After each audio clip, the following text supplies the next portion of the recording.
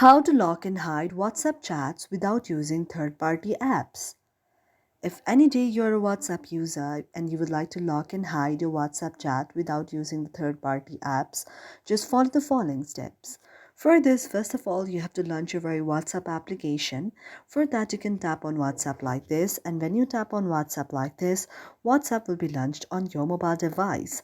Now, after that, you have to tap on the very chat that you would like to lock, and when you chat on the tab or when you just tap on the chat which you'd like to lock, you can see an interface like this.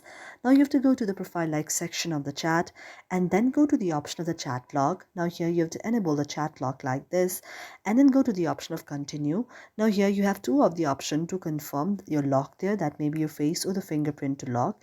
You can just scan your fingerprint as well like this, and after that you have to just make sure that it matches, and when your chat lock matches here, the very chat will be locked.